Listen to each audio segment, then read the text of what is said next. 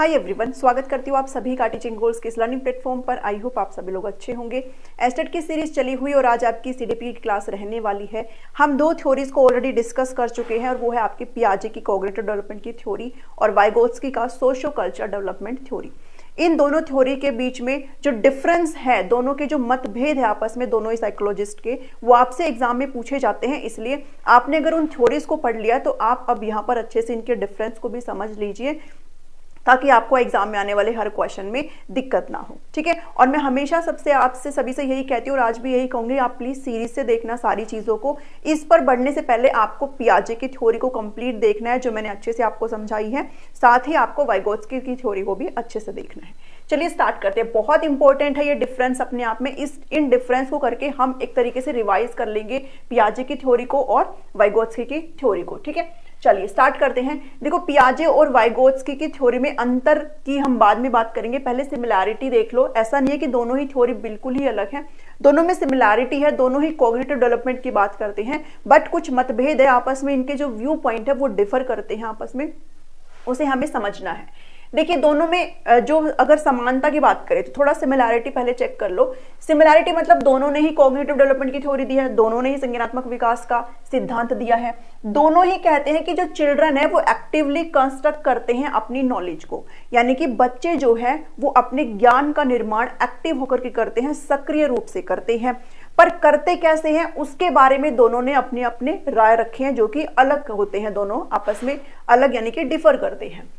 इसमें इन्होंने बताया कि कॉग्निटिव डेवलपमेंट थ्योरी पियाजे की और ये साइड आपकी है वाइगोत्स्की की सोशियो कल्चरल थ्योरी। ठीक है, सामाजिक सांस्कृतिक सिद्धांत। तो एक एक करके फटाफट से देखेंगे। पियाजे क्या बोलते हैं? पियाजे कहते हैं कि ठीक है, बच्चे की जो लर्निंग है वो एक्टिव होती है, एक्टिव होकर के अपने ज्ञान का निर्माण सक्रिय रूप से करते हैं, बट उसके पीछे क्या वजह है? बच्चों के अंदर इन्होंने बताया कि भाई बायोलॉजिकल फैक्टर्स जो है वो उनकी लर्निंग के लिए, उनके डेवलपमेंट के लिए रिस्पॉन्सिबल होती है, जैविक कारक होते हैं। हमने स्कीमा पढ़ा था, स्कीमा के अंदर क्या था भाई? स्कीमा क्या था भाई? बायोलॉजिकल था। बच्चे के अंदर जन्मजात एक ऐसी स्ट्रक्चर मौजूद होता है जिसके दम पर बच्चा एनवायरनमेंट से कह लो या फिर जो इंफॉर्मेशन है उसको एक्वायर करता है। तो यहाँ पर बात किसकी होती है? बायोलॉजिकल फैक्टर्स की होती है। मैच्योरेशन के बारे में पियाजे बात करते हैं, यानी कि परिपक्वता। ठीक है, ये क्या होती है ये भी आपको सबको पता होगा। परिपक्वता के बारे में बात करते हैं। परिपक्वता मतलब ये कहते हैं कि जब बच्चा इनफ मैच्योर हो जाता है तो उसकी जो लर्निंग है वो ज्यादा अच्छे से होती है।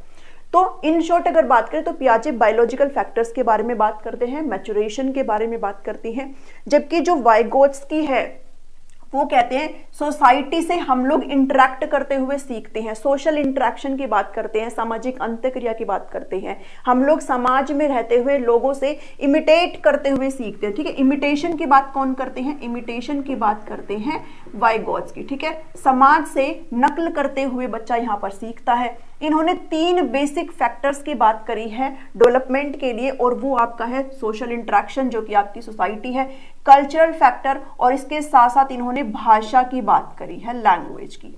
तो इन्होंने कहा है कि बच्चे का जो कॉग्निटिव डेवलपमेंट है, बच्चे की जो लर्निंग है, आप उसको सेपरेट नहीं कर सकते हो। सोसाइटी, कल्चर और लैंग्वेज को आप बच्चे के डेवलपमेंट से बिल्कुल भी अलग नहीं कर सकते हो। बच्चे की लर्निंग तभी होगी जब वो सोसाइटी में इंटरेक्ट करेगा, सोसाइटी में जाएगा, घुलेगा मिलेगा, उसके कल्चर का असर उस पर पड़ता है और साथ ही उसकी भाषा का भी एक अच्छा रोल यहाँ पर होता है। तो एक बेसिक जो डिफरेंस है वो क्या है? वो यही है कि ये बायोलॉजिकल फैक्टर की बात करते हैं, जबकि ये फोकस करते हैं किस पर? सोसाइटल फैक्टर्स पर, यानी कि सोशल कॉन्टेक्स्ट पर ये बात करते हैं। ठीक है, सेकंड है, इन्होंने कहा कि जो लर्निंग है वो सोलिटरी है। सोलिटरी मतलब अकेले रूप से। ठीक है, बच्चा जो है यहाँ पर अकेले अपने ज्ञान का निर्माण करता है। ठीक है, एकांत बोल लो, अकेला बोल लो, क्योंकि इन्होंने कहा कि बच्चे क्या है? बच्चे जो होते हैं वो लिटिल साइंटिस्ट होते हैं, नन्हे वैज्ञानिक होते हैं। उनके अंदर एक स्कीमा होता है। चाइल्ड जो होता है वो स्कीमेटिक होता है। ठीक है, स्कीमेटिक का मतलब उनके अंदर जन्मजात एक ऐसा स्ट्रक्चर मौजूद होता है और उसके दम पर वो एनवायरनमेंट से, ठीक है, क्या करते हैं? इंफॉर्मेशन को ग्रहण करते हैं। तो लर्निंग यहाँ पर सॉलिटरी है, जबकि वाइगोत्स्की कहते हैं कि लर्निंग जो है सॉलिटरी नहीं है, हम लोग सोसाइटी में इंटरेक्ट करते हैं और लर्निंग आपका सोशल है, सामाजिक है। ठीक है, सोशियो कल्चर कॉन्टेक्स्ट की बात करते हैं वाइगोत्स्की, सामाजिक सांस्कृतिक संदर्भ की बात करते हैं, जबकि ये कहते हैं कि इन्होंने बहुत ही कम इसके बारे में बात करी है। इन्होंने सिंपली फोकस किया है कि लर्निंग बच्चा जो है अपनी एक्सपीरियंस को खुद से करता है। बच्चा अपनी लर्निंग को खुद से एक्सपीरियंस कर रहा है, जबकि इसमें वाइगोत्स्की कहते हैं कि बच्चा कैसे एक्सपीरियंस कर रहा है, मतलब कोलैबोरेटिव रूप से कर रहा है, समूह में, ग्रुप्स में सीखते हुए कर रहा है। ठीक है, हम लोग स्केप फोल्डिंग यहाँ पर पढ़ते थे। तो ये आपने समझना है कि यहाँ पर जब सोशो कल्चर कॉन्टेक्स्ट की बात आए तो वाइगोत्स्की कहते हैं, और जब लर्निंग सॉलिटरी मतलब बच्चा खुद से कर रहा है, एक्सप्लोर कर रहा है चीजों को, तो वो क्या है, वो पियाजे बात करते हैं। उसके बाद ये है कॉग्निटिव कंस्ट्रक्टिविस्ट, इनको बोला जाता है रेडिकल कंस्ट्रक्टिविस्ट। ठीक है, संज्ञानात्मक रचनावादी इनको कहा जाता है, और इनको सोशल कंस्ट्रक्टिविस्ट कहा जाता है क्योंकि इन्होंने सोसाइटी की बात करी है, कल्चर की बात करी है, इसलिए इनको सोशल कंस्ट्रक्टिविस्ट कहा जाता है। स्टेजेस ऑफ डेवलपमेंट की बात करते हैं पियाजे, इन्होंने 4 जो है स्टेज दिए हैं डेवलपमेंट के, और इसके बाद उन्होंने बात नहीं करी डेवलपमेंट की, जिसके लिए इनकी क्रिटिसिज्म, इनका क्रिटिक भी होता है कि भाई आपने सिर्फ 4 स्टेजेस दे दिए, बाद में आपने चीजें बताई नहीं, आपने एडोलेसेंस तक की सारी चीजें बताई है। तो इन्होंने जो है 4 स्टेज दिए हैं, ठीक है, जो कि आपका सेंसरी मोटर है, प्री ऑपरेशनल है, कंक्रीट ऑपरेशनल और फॉर्मल ऑपरेशनल आपकी स्टेज हो जाती है, जो मैंने आपको अच्छे से वीडियो में डिस्कस करी है, तो आप उनको अच्छे से समझ लीजिएगा। इन्होंने कोई भी चरण नहीं दिए हैं, किसी चरण की इन्होंने बात नहीं करी। ठीक है, तो इनके बीच में एक डिफरेंस ये भी है। अब जो मेन बेसिक नहीं, बहुत ही इंपॉर्टेंट पॉइंट है ये, इसके अंदर आप स्टार लगा लो, बहुत इंपॉर्टेंट पॉइंट आपके साथ अब डिस्कस करने जा रही हूँ। लैंग्वेज के बारे में पियाजे बात करते हैं, पर ये बहुत ही कम बात करते हैं। इन्होंने लैंग्वेज के ऊपर बहुत ही कम फोकस किया है, लेस रोल इन्होंने लैंग्वेज का बताया है। ठीक है, और ये कहते हैं कि जो विचार है, जो थॉट है, वो पहले आता है, बाद में लैंग्वेज आती है। ठीक है, इनका आपस में जो मतभेद है वो इस बारे में भी है कि जो वाइगोत्स्की है उन्होंने भाषा पर ज्यादा फोकस किया है, इन्होंने भाषा को एक टूल बताया है। ठीक है, लैंग्वेज क्या है, एक टूल है, एक उपकरण है, और जब आप बाहरी एनवायरनमेंट के साथ इंटरेक्ट करते हो, जब आप सोसाइटी में जाते हो, तो वो जो टूल है, वो जो लैंग्वेज है आपकी, आप उसके थ्रू लोगों से बातचीत करते हो, लोगों से इंटरेक्ट करते हो, उनसे अंतःक्रिया करते हो, तब जाकर के आपकी लर्निंग होती है। तो बिना लैंग्वेज के किसी का भी जो डेवलपमेंट है वो नहीं हो सकता, ये कहना है वाइगोत्स्की का। जबकि पियाजे कहते हैं कि ऐसा कुछ नहीं है, लैंग्वेज का इन्होंने बहुत ही कम रोल बताया है।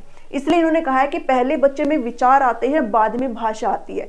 वाइगोत्स्की कहते हैं कि पहले भाषा आती है, बाद में विचार आएंगे। पहले बच्चा भाषा को सीखता है और बाद में उसके अंदर क्या आता है, विचार आता है। ठीक है, तो ये जो पॉइंट मैंने यहाँ पर लिखा है और यहाँ पर लिखा है, आपको अच्छे से समझ लेना है। अब एक चीज और बात करी है, इन्होंने कहा कि जो ईगोसेंट्रिक स्पीच है, अब सब हमेशा हम पढ़ते आए हैं ना पियाजे में, पियाजे किसके बारे में बात करते हैं, पियाजे कहते हैं अहम केंद्रित वाक्य की बात करते हैं, ईगोसेंट्रिक स्पीच की बात करते हैं, और इसके बारे में भी पियाजे कहते हैं कि इसका भी कोई भी इतना खास रोल नहीं है, इसका भी इन्होंने रोल बहुत कम बताया है। ठीक है, कहा है कि डेवलपमेंट में इसका इतना कुछ खास रोल नहीं है, ईगोसेंट्रिक स्पीच की बात करते हैं, और यही ईगोसेंट्रिक स्पीच बाद में जाकर के सोशल स्पीच बन जाती है बच्चे के अंदर। आपने बस इतना ध्यान में रखना है। ठीक है, ईगोसेंट्रिक स्पीच 2 से 7 वर्ष की उम्र तक बच्चों में होता है, और बाद में 7 से 11 तक बाद में यहाँ पर सोशल स्पीच यहाँ पर हो जाती है। ये पॉइंट जरूर ध्यान में रखना। अब जिस स्पीच को पियाजे ने ईगोसेंट्रिक स्पीच कह करके ये कहा कि इसका इतना रोल नहीं है, उसी स्पीच को वाइगोत्स्की ने क्या नाम दिया है, प्राइवेट स्पीच नाम दिया है। ठीक है, ध्यान रखना, इन्होंने ईगोसेंट्रिक स्पीच दिया है, इसको कहा है कि इतना रोल नहीं है इसका, लेकिन इन्होंने कहा कि नहीं, इसका बहुत रोल है बच्चे के डेवलपमेंट में, और इसे इन्होंने प्राइवेट स्पीच का नाम दिया है, यानी कि निज वाक बोला है। क्या बोला है, निज वाक। और जब मैंने आपको थ्योरी कवर कराई थी ना, तो इन तीनों के बारे में बताया था। इन्होंने 3 फॉर्म्स ऑफ लैंग्वेज दी है, 3 तरह की स्पीच की बात करी है। पहली जो स्पीच है वो सोशल स्पीच है, जो कि 2 साल से स्टार्ट होती है। दूसरी स्पीच आपकी प्राइवेट स्पीच है, जो कि 3 से 6-7 साल तक की होती है, और ये आपकी कब से स्टार्ट होती है, 7 ईयर से स्टार्ट होती है, जो कि साइलेंट इनर स्पीच है। सोशल स्पीच मतलब जब बच्चा सोशली बोलता है, लोगों के साथ घुलता मिलता, उनसे बात करता, तो वो सोशली स्पीच होती है। और जब प्राइवेट स्पीच का मतलब मैंने क्या बताया था कि जब बच्चा खुद से बात करता है, जैसे मैंने आपके साथ एग्जांपल दिया था कि बच्चा खेलता है, जो पहेली वगैरह उनको सोल्व करता रहता है, तो खुद से बात करता रहता है, खुद को गाइड करता रहता है। ये वाला कहाँ गया, मैं तो ये कर रहा था, अरे मेरे से तो ये गलती होगी, मेरा ब्लू वाला कहाँ है, येलो वाला कहाँ है, वो ऐसे खुद से बात करता है और खुद को ही इंस्ट्रक्शंस देता रहता है। तो जब सेल्फ हम गाइड करते हैं तो उसको क्या बोलते हैं, प्राइवेट स्पीच। ठीक है, और जब above the age of 7 years ये जो प्राइवेट स्पीच है ये किस में कन्वर्ट हो जाती है, ये बच्चे की साइलेंट स्पीच बन जाती है, यानी कि अब वो बच्चा मन मन में चीजें करता है, अब वो बोल के नहीं कर रहा, अब वो डायरेक्शन खुद को मन मन में ही दे रहा है, ठीक है। तो ये मौन हो गया, यहाँ पर मौन आंतरिक वाक आप इसको कहते हो। तो इतना ध्यान में रखना। इन्होंने कहा है पियाजे ने कि पहले थॉट आता है बाद में लैंग्वेज, जबकि वाइगोत्स्की कहते हैं पहले लैंग्वेज आता है बाद में थॉट आता है। इन्होंने इगोसेंट्रिक स्पीच के बारे में बात करी है, कम इसका रोल बताया और कहा है कि ये आपकी सोशल स्पीच बन जाती है बाद में। जबकि ये कहते हैं कि सोशल स्पीच जो है आपकी प्राइवेट स्पीच, सोशल स्पीच जो है आपकी from the age of 2 years होती है, ये आपकी प्राइवेट स्पीच है जिसको इन्होंने इगोसेंट्रिक बोला था पियाजे ने, और ये आपकी डिमिनिश हो जाती है यानी कि दब जाती है और क्या बन जाती है, साइलेंट इनर स्पीच बन जाती है। अब एक पॉइंट और ध्यान में रखेंगे, यहां पर जो मैंने आपको लैंग्वेज और थॉट के बारे में बताया है, वाइगोत्स्की का एक और चीज कहना है, ये कहते हैं कि जो लैंग्वेज और थॉट है वो जब बच्चे का जन्म होता है तो वो पैरेलल चलता है, यानी कि समानांतर चलता है, ठीक है, मतलब फ्री होता है, ठीक है, फ्री होता है। लेकिन जैसे ही बच्चा 3 years की एज तक होता रहता है, जैसे बच्चा 3 years का होने वाला है, ये आपस में क्या हो जाते हैं, मर्ज हो जाते हैं, यानी कि मिल जाते हैं एक दूसरे में। ये चीज बहुत जरूरी है जिसके बारे में वाइगोत्स्की बात करते हैं, थॉट और लैंग्वेज, ठीक है। इतना समझ में आया यहाँ से। नेक्स्ट जो पॉइंट है आपका वो फिर से एक इनके बीच में मतभेद है। पियाजे कहते हैं पहले विकास होता है बाद में लर्निंग होती है, यानी कि सीखना जो है बाद में होता है और पहले क्या होता है, विकास होता है। सीखने से पहले विकास, विकास पहले होगा और सीखना बाद में होगा। जबकि वाइगोत्स्की ठीक उल्टा कहते हैं, ये कहते हैं पहले क्या होगा, सीखना होगा और बाद में आपका विकास होता है, ठीक है। इतना आप जरूर ध्यान में रखेंगे, ठीक है। नेक्स्ट पॉइंट है आपका, अब जो मेन इंपॉर्टेंट टर्म्स पियाजे ने दी है और जो टर्म्स इन्होंने दी है वो आपका लास्ट पॉइंट रह जाता है। इन्होंने कहा है कि भाई स्कीमा के बारे में बात करते हैं, असिमिलेशन, अकोमोडेशन, क्लासिफिकेशन, कंजर्वेशन, ये सभी स्टेजेस के अंदर है। जबकि जो इंपॉर्टेंट टर्म है आपकी पहले स्टेजेस से वो आपकी ये है। इसके अलावा ये इक्विलिब्रेशन के बारे में बात करते हैं, ठीक है, इक्विलिब्रेशन के, अडप्टेशन के बारे में बात करते हैं, अनुकूलन के बारे में बात करते हैं। स्कीमा क्या है, जो एक जन्मजात स्ट्रक्चर बच्चे के अंदर पहले से मौजूद है जिसके दम पर बच्चा नॉलेज को एक्वायर करता है एनवायरमेंट से, वो स्कीमा होता है। और जब सेम स्कीमा के अंदर हम कोई नई इंफॉर्मेशन को ऐड करते हैं तो वो असिमिलेशन हो जाता है, और जब हम नई इंफॉर्मेशन ऐड करके अपना स्कीमा ही बदल देते हैं तो वो क्या हो जाता है, अकोमोडेशन हो जाता है। और अडप्टेशन क्या होता है, अडप्टेशन का मतलब होता है जब आप एनवायरमेंट में खुद को ढाल लेते हो अकॉर्डिंग टू सिचुएशन, तो वो अडप्टेशन हो जाता है। इक्विलिब्रेशन मतलब, इक्विलिब्रेशन का मतलब होता है आपने तालमेल बिठा दिया है, ठीक है। जैसे मैंने वो कुत्ते वाला एग्जांपल आपके साथ डिस्कस किया था, तो बच्चे ने कहीं बुक में पढ़ लिया कि कुत्ते की तो एक पूंछ होती है, वो ब्लैक कलर का होता है और उसके 4 पैर होते हैं। अब उसने ये स्कीमा बना लिया, जब वो पार्क में जाएगा तो उसने कोई एक व्हाइट कलर का कुत्ता देखा, तो वो लेकिन भौंक भी रहा था, ठीक है। तो क्या करेगा, उसके पेरेंट्स उसको बताएंगे, तो वो सेम स्कीमा है लेकिन उसके अंदर थोड़ी सी ऐड कर लेगा इन्फॉर्मेशन को कि कुत्ते तो व्हाइट कलर के भी हो सकते हैं भाई, है ना, वो भौंकते भी है। लेकिन जब वो बिल्ली को देखेगा तो कहेगा ये भी कुत्ता है, बट पेरेंट्स उसको फिर से बताएंगे कि नहीं बेटा, 4 पैर वाला सिर्फ कुत्ता नहीं होता, बिल्ली, गधा, घोड़ा कुछ भी हो सकता है। तो फिर वो अपना स्कीमा ही चेंज कर देगा कि भाई 4 पैरों वाले तो कुछ और भी हो सकते हैं, तो वो क्या है, वो अकोमोडेशन है, ठीक है। तो ये कुछ टर्म्स हैं जिनके बारे में कौन बात करते हैं, पियाजे बात करते हो। ये मैंने थ्योरी के अंदर कंप्लीट आपको पढ़ाए हैं, तो यहाँ पर इसको डिस्कस करने का कोई फायदा नहीं है। ये बात करते हैं जेडपीडी एमक्यूज के फोल्डिंग के बारे में। जेडपीडी क्या होता है, जेडपीडी आपका वो डिफरेंस होता है, किसका डिफरेंस, कि जो बच्चे को ऑलरेडी आता है और जो बच्चा कर सकता है उसके बीच में डिफरेंस क्या है, वो जेडपीडी है। जैसे ये एक बच्चा है, सुंदर सा मैंने बनाया यहाँ पर, ये बच्चा खुद से कर सकता है, ठीक है, ये बच्चा चाइल्ड कैन डू, ये बच्चा खुद से कर सकता है। और ये बच्चा तब कर सकता है जब उसको एक हेल्प दी जाए। तो ये जो डिफरेंस है ये क्या कहलाता है, ये आपका स्केफोल्डिंग, ये जो डिफरेंस है ये स्केफोल्डिंग नहीं, ये क्या कहलाता है, ये जेडपीडी कहलाता है, यानी कि जोन ऑफ प्रॉक्सिमल डेवलपमेंट। और इस डिफरेंस को कम करने का काम करते हैं एमकेओ, जिसको मोर नॉलेजेबल अदर बोला जाता है। और ये जो प्रोसेस है हेल्प देने की, इसको बोला जाता है स्केफोल्डिंग, जिसको हम मचान भी कहते हैं, सहायता कहते हैं, ठीक है, पाड़ कहते हैं।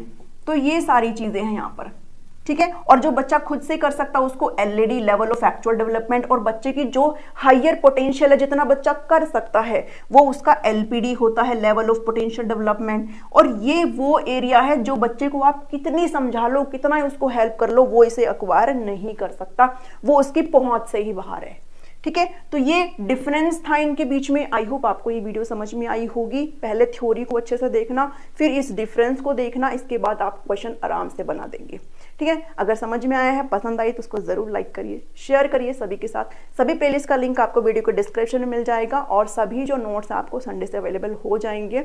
मैं बार बार आपको यही कह रही हूँ, फिर भी बहुत मैसेज आते हैं, तो आपको संडे से पक्का से मिल जाएंगे, इसके बाद कोई भी डिले नहीं होगा।